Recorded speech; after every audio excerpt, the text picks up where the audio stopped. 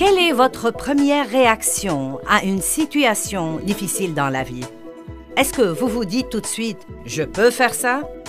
Dieu me le permettra, il me fortifiera » Ou est-ce que vous vous dites « Oh, je crains de ne pas pouvoir y arriver, je crois que ça va vraiment m'écraser ». Vous savez quoi? Vous pouvez surmonter tous les problèmes de la vie si vous appliquez les principes de Dieu à ces situations. Nous allons parler de ceci et d'autres choses aujourd'hui, d'en jouir de la vie de tous les jours.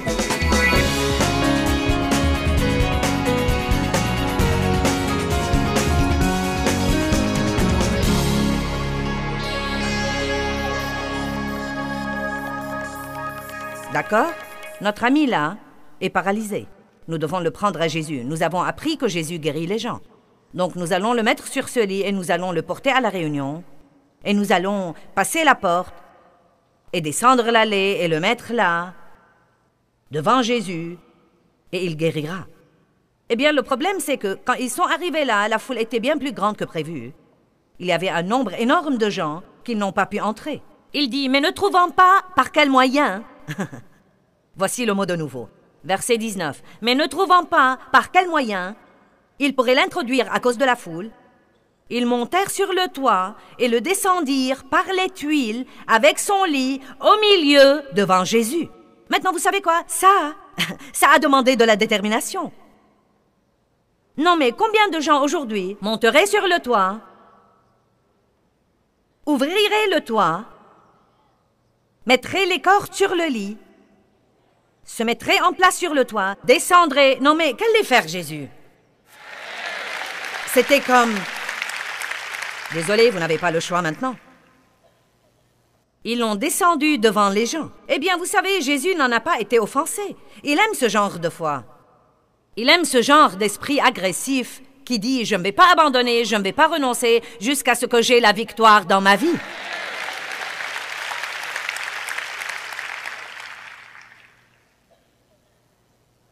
Verset 20. Et quand il a vu leur confiance en lui, née de leur foi, il a dit « Homme, tes péchés te sont pardonnés. » Puis il a guéri l'homme. Leur foi a impressionné Jésus. Vous savez, la foi est toujours agressive. La foi est toujours agressive, que ce soit dans l'esprit ou dans les mesures que Dieu vous mène à prendre. Nous ne devons pas faire un tas de trucs charnels pour faire que quelque chose se produise et pour être présomptueux. Mais nous devons vraiment être prêts à écouter Dieu et quand Dieu nous dit « agissez », nous devons agir. Et la foi, c'est de se lancer dans quelque chose que vous n'êtes pas à 100% sûr qu'il va marcher. Tout ce que vous avez, c'est un pressentiment dans votre cœur. Et donc, vous faites ce petit pas et vous voyez comment les choses marchent. Et si ça va, vous faites alors un autre pas et vous voyez comment ça marche. Et si ça va, vous faites un autre pas. Et si ça va, vous faites un autre pas et vous voyez comment ça marche. Et c'est comme ça que nous marchons par la foi. Un pas à la fois. Et il en va de même pour tout le monde. Eh bien, comment saurais-je si c'est bien?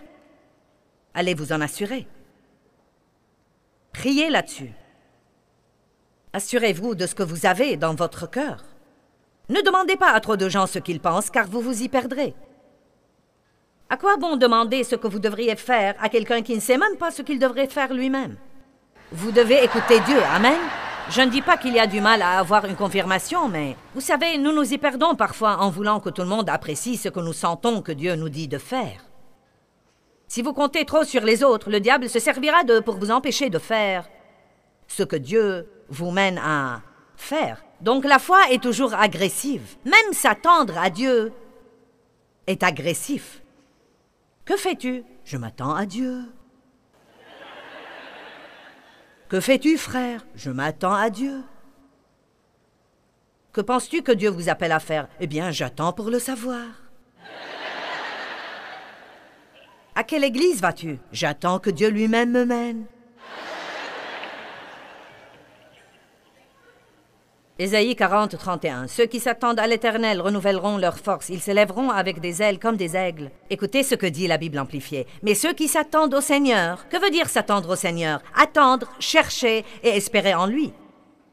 Donc nous devons vivre toujours dans l'attente. C'est ce que veut dire s'attendre à Dieu. Ce n'est pas passif, que sera, sera. Eh bien, attendons, voyons ce qui arrivera. Je m'attends à Dieu. Non, la foi a une vision. Elle a un rêve. Elle voit quelque chose dans l'esprit. Elle met la parole de Dieu là-dessus. Elle ne se lance pas dans un tas de mesures charnelles, mais elle voit, désire, patiente, attend que Dieu agisse dans sa vie.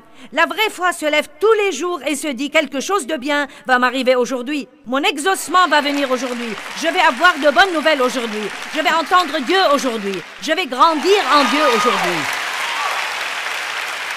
Eh bien, si je le dis et ça n'arrive pas, levez-vous et dites-le de nouveau le lendemain. Levez-vous et dites-le de nouveau le lendemain. Et levez-vous et dites-le de nouveau le lendemain. Parce que vous êtes vraiment bien déterminés. Que Dieu est Dieu et que s'il dit que vous pouvez, vous pouvez. Amen. Surmonter cette façon de penser, eh bien, c'est vraiment trop dur. Non, mais j'ai vraiment horreur de ce genre d'attitude. C'est vraiment trop dur. C'est vraiment trop dur. Eh bien, nous ne sommes pas remplis du Saint-Esprit pour faire un tas de trucs faciles.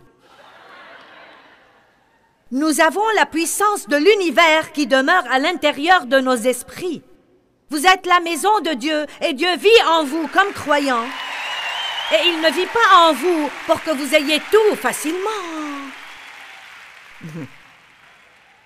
Vous pouvez faire tout ce que vous devez faire dans la vie. Vous devez assimiler ça au-dedans de vous. Et vous devez vous le dire des milliers et des milliers et des milliers de fois. Je peux faire tout ce que je dois faire et je ne renoncerai pas et je n'abandonnerai pas. Je suis déterminée à le connaître et la puissance de sa résurrection qui me ressuscite d'entre les morts, même quand je suis dans le corps.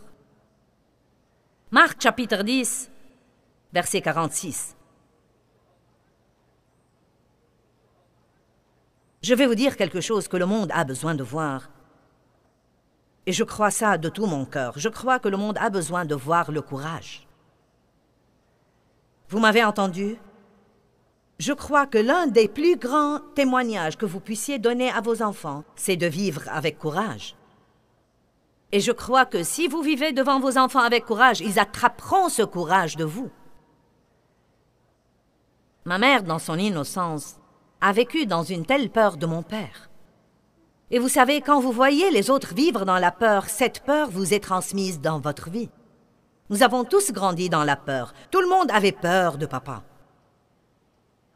Et j'ai horreur de ce stupide esprit de peur. Parce que tout ce qu'il fait, c'est de nous voler tout ce que Jésus est mort pour nous donner. Nous recevons de Dieu par la foi, mais nous recevons du diable par la peur. La peur est la version pervertie de la foi de l'ennemi. Quand nous avons peur, nous mettons notre foi dans ce que l'ennemi nous dit et nous montre, plus que dans ce que Dieu nous dit et nous montre. La peur est un esprit qui produit des sentiments, mais nous pouvons faire les choses même si nous devons les faire en ayant peur, si nous nous rendons compte que Dieu est avec nous tout le temps. Marc 10, 46. Ils arrivèrent à Jéricho, et lorsque Jésus en sortit avec ses disciples et une assez grande foule, Bartimée, un mendiant aveugle, ces circonstances n'étaient pas fameuses. Le fils de Timée était assis sur le bord du chemin, et ayant entendu dire que c'était Jésus de Nazareth, Bartimée se mit à crier. Il n'a pas chuchoté, il a crié. Il a vu son moment. Il était déterminé à ne pas rater son moment. « Jésus, fils de David, aie pitié de moi maintenant !» J'aime vraiment ça. Vous savez, David, dans les psaumes, a dit « Seigneur, envoie la prospérité maintenant. » Je n'ai pas besoin d'un exaucement demain, j'en ai besoin aujourd'hui. Je dois t'entendre aujourd'hui. Peut-être que nous devons être un peu plus hardis et un peu plus courageux. Respectueusement hardis, mais plus hardis dans nos prières parce que la Bible dit que Dieu peut faire extrêmement abondamment au-delà de tout ce que nous osons espérer, demander ou penser. Le courage. Nous devons être des gens courageux. Nous devons être des gens déterminés. Et la même chose qui arrive d'habitude est arrivée à Bartimée. Quand vous essayez de faire des progrès, quelqu'un autour de vous vous dira que ça ne marchera pas. Bonjour. J'ai dit que quand vous essayez de faire des progrès, quand vous essayez de vous élever au niveau d'après, quand vous essayez de faire cette autre chose que vous croyez que Dieu a pour vous, quelqu'un vous dira, d'une manière ou d'une autre, il vous fera passer le message, ça ne marchera pas. Je n'oublierai jamais quand j'avais 32 ans et que Dieu m'a appelé à faire ce que je fais, et j'étais si excitée. Non, mais j'étais une jeune croyante qui a été remplie du Saint-Esprit, et j'étais remplie de passion et d'ardeur et d'enthousiasme, et je brûlais d'envie de prêcher la parole que je pouvais à peine patienter. Et je priais, et je croyais Dieu, et je faisais tout ce que je savais faire. Non, mais nous n'avions rien, nous achetions les chaussures de nos enfants dans des vides-greniers. Et nous payions la dîme, et nous donnions, et nous semions, et nous croyions Dieu pour des exaucements et des miracles. Certains de mes amis, vous savez, des amis, comme les amis de Job. Nous avions un feu de joie un soir, vous savez. Nous faisions griller des guimauves et nous le faisions dans une fête d'église. Et elle a dit, une fille a dit, Joyce, quelqu'un nous a dit que tu as dit, que tu crois que Dieu t'a dit que tu vas avoir un des plus grands ministères au monde dirigé par une femme. Tu as vraiment dit ça? Et j'ai dit, oui, je crois que Dieu m'a parlé. Et elle m'a dit, psst. Elle m'a dit, franchement, nous en avons parlé et nous ne croyons pas que ce soit possible avec ta personnalité. C'est ce qu'elle m'a dit, franchement. Plus tard, elle a fini par travailler pour moi, mais nous n'avons pas le temps de raconter cette histoire.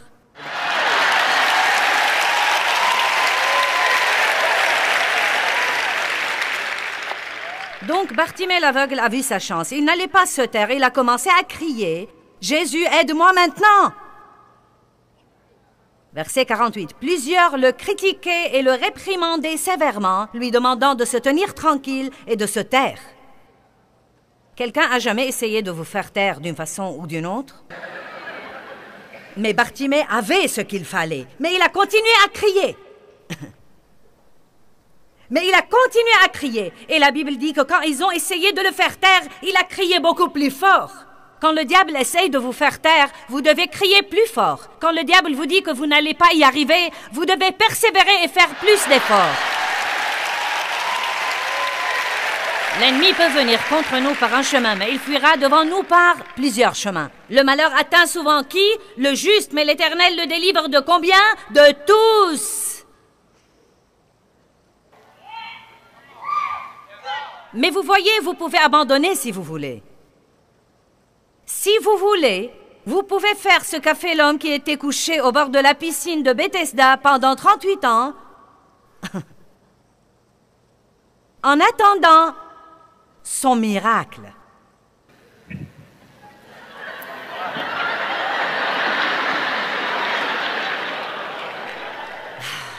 Jésus lui a dit, « Depuis quand es-tu dans cette condition ?»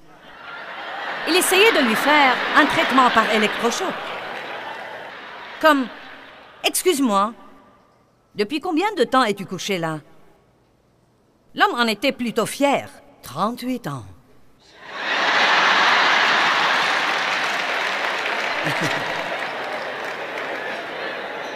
Et une fois par an, un ange venait agiter l'eau, et quand elle commençait à faire des bulles, celui qui descendait dans la piscine le premier avait un miracle. Donc pour 38 ans, ce type était couché là, et attendait cet événement qui se produisait une fois par an où un ange venait agiter l'eau. Et Jésus a dit à l'homme, « Depuis quand es-tu couché là ?» Et puis il lui a dit, « Est-ce que tu veux vraiment guérir ?»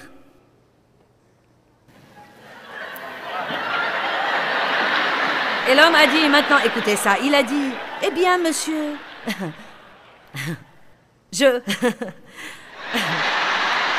type me déchire vraiment. Il a dit, « Je n'ai personne pour me jeter dans la piscine. » C'est dans Jean chapitre 5. « Je n'ai personne pour me jeter dans la piscine. » Il dit, « Mais chaque fois que j'y vais, un autre descend avant moi. » Non, mais n'est-ce pas que toute la question est là? Eh bien, je n'ai personne pour le faire à ma place, et chaque fois que j'essaye de faire quelque chose, quelqu'un d'autre me devance. J'ai cru Dieu pour cette promotion, et tous les ans, quelqu'un d'autre là à ma place, et je ne comprends pas pourquoi. Eh bien, j'en ai vraiment assez. Eh bien, vous savez quoi? Jésus ne s'est pas mis à bavarder avec le type et à lui dire « Oh, pauvre de toi, je te plains vraiment, je n'arrive pas à croire que tu aies été traité comme ça dans la vie. » Vous savez ce que Jésus lui a dit? « Lève-toi! Lève-toi! Lève-toi! » Et j'aime la deuxième partie. « Et prends ton lit! » En d'autres termes, ne laisse pas ton désordre là où tu étais couché. Vous savez quoi? Non, mais ce type n'avait pas de bon sens. Il n'avait pas de détermination. Vous savez quoi? En 38 ans... Non, mais 38 ans, c'est longtemps pour se tortiller. Vous savez quoi? En 38 ans, j'aurais atteint le bord de cette piscine. Et vous savez quoi? J'aurais été prête.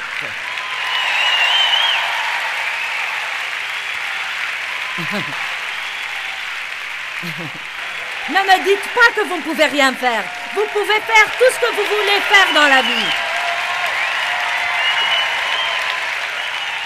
Mais vous devez être déterminé. Et personne d'autre ne peut être déterminé à votre place. C'est quelque chose que vous devez chercher dans votre esprit et trouver. Arrêtez de vous apitoyer sur votre sort et arrêtez de trouver des excuses et arrêtez d'attendre que quelqu'un d'autre vous arrange tout dans votre vie. Et dites, je suis déterminé. Je me suis décidé. Je vais persévérer et persévérer jusqu'à la fin. Je vais franchir la ligne d'arrivée et je vais faire ça avec joie. Je vais jouir de ma vie.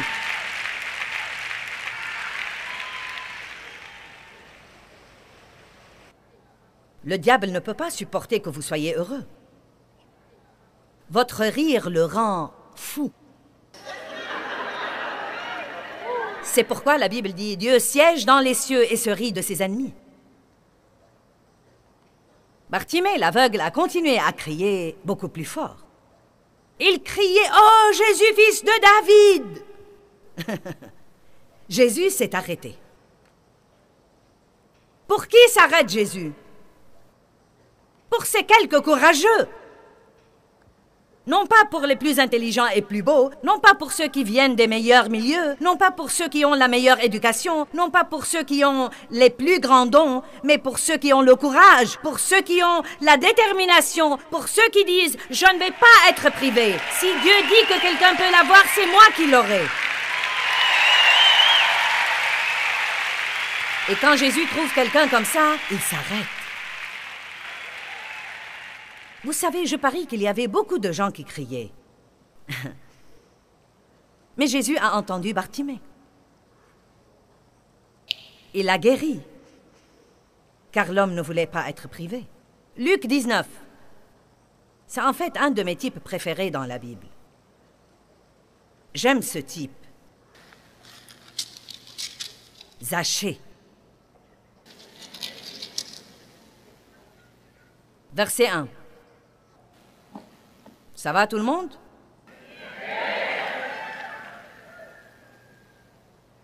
Et Jésus entra dans Jéricho et traversa la ville. Et voici un homme appelé Zachée, et il était chef de publicain, et il était riche, il avait un avantage. Et il cherchait à voir Jésus, et voulait savoir lequel il était, mais il ne pouvait y parvenir, car il était petit de taille, cela veut dire qu'il était court. Donc il avait de l'argent, mais il était aussi un peu petit. Il avait donc un petit problème. Il ne pouvait pas voir Jésus. Maintenant, pensez-y. Jésus est sur le point de passer, et je veux le voir. Comment vais-je le voir? Oh, je ne peux pas le voir à cause de la foule. Oh, si seulement je n'étais pas court.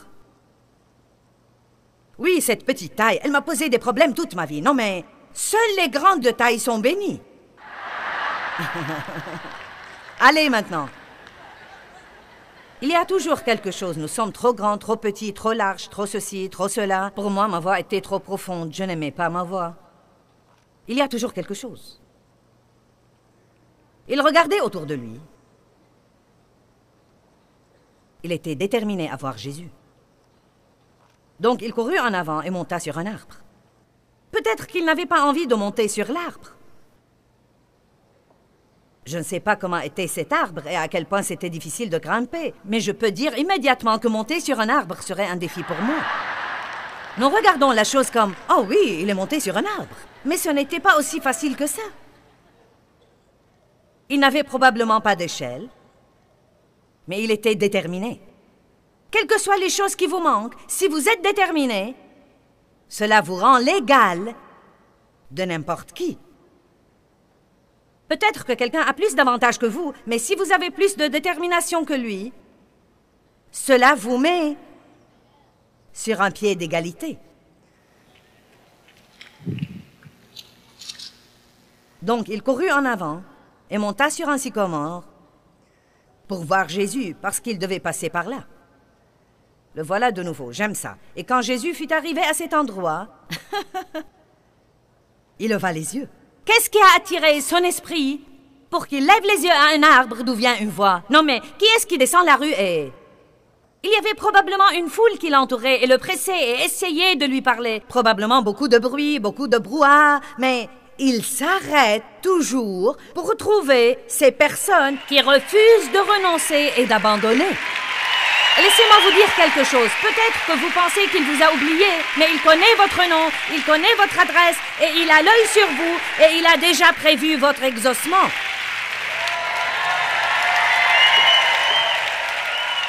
Votre jour de délivrance n'est pas loin.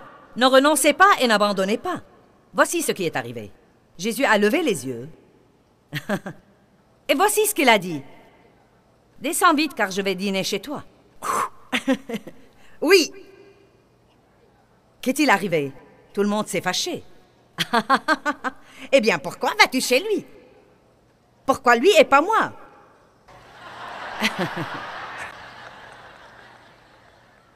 Il ira toujours dîner avec ceux qui restent sur le chemin étroit. Il ira toujours dîner avec ceux qui sont prêts à monter sur un arbre et qui continuent à crier plus fort. Avec ceux qui disent « Je ne vais pas m'apitoyer sur mon sort à cause de la façon dont j'ai été élevé, et m'apitoyer sur mon sort parce que j'avais une difficulté d'apprentissage. Je ne vais pas m'apitoyer sur mon sort parce que je suis trop grand, trop petit, trop ceci, trop cela, pas assez de ceci ou de cela. Je refuse de vivre ma vie en me vautrant au bord de la route pendant 38 ans en attendant qu'un miracle se produise. Je vais prendre toutes les promesses de Dieu et je vais avoir l'exaucement que Dieu dit que je peux avoir. » Vous aimez ça, car vous vous exaltez quand vous écoutez ce genre de truc. Mais franchement, vous ne pouvez pas vivre dans une réunion.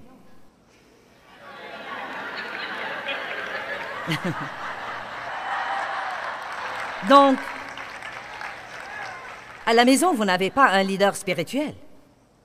Il va falloir que vous vous éveilliez dans le Saint-Esprit et que vous vous parliez tout seul un peu. Il va falloir que vous disiez tout le temps « Je ne vais pas renoncer, je ne vais pas renoncer, je ne vais pas renoncer ». Quand j'ai décidé d'apprendre à jouir de ma vie, car vous savez quoi, le diable m'avait vraiment volé ma joie et m'avait empêché d'avoir la moindre joie. Je n'ai pas eu l'occasion d'avoir une enfance, donc je n'avais pas une enfant en moi et je ne savais rien sur l'enfance. Et quand je me suis rendu compte que l'ennemi m'avait littéralement volé mon enfance et à quel point c'est important d'avoir un enfant sain en soi, je me suis dit « Eh bien, je vais être une enfant de 60 ans. Je vais récupérer ce que le diable m'a volé. » Et je me rappelle, vous savez, que je préférais toujours le travail à l'amusement parce que je me sentais plus à l'aise quand je travaillais que quand je me reposais ou m'amusais. Et un jour, j'étais invitée à aller quelque part et je montais l'escalier pour me préparer. Et voici cette vieille voix de condamnation. « Eh bien, tu ne devrais vraiment pas faire ça, tu devrais travailler. » J'ai crié à plein poumon. « Diable! Je vais jouir de ma vie! » J'étais toute seule à la maison et je criais contre le diable. Maintenant, oui, quelqu'un aurait pensé que je devais être enfermée. Mais vous savez quoi? J'y suis parvenue et je suis toujours là et je jouis de ma vie. Mais j'ai dû être déterminée. Et il y a toujours des jours où je dois être déterminée. Et il y a des jours où je dois être déterminée à garder ma paix. Et des jours où je dois être déterminée à pardonner est déterminé à étudier, est déterminé à faire de l'exercice, est déterminé à manger comme il faut. Cela ne vous mène à rien dans la vie, de rester là à ne rien faire et à souhaiter et souhaiter et souhaiter et souhaiter et souhaiter. Vous devez dire « Je suis déterminé ». Vous dites « Eh bien, et si je n'ai pas cette détermination ?» Vous feriez mieux de la demander à Dieu. Et dire « Je sais que j'ai de la détermination en moi, mais la mienne est dans le commun. Dieu, tu devrais la réveiller. »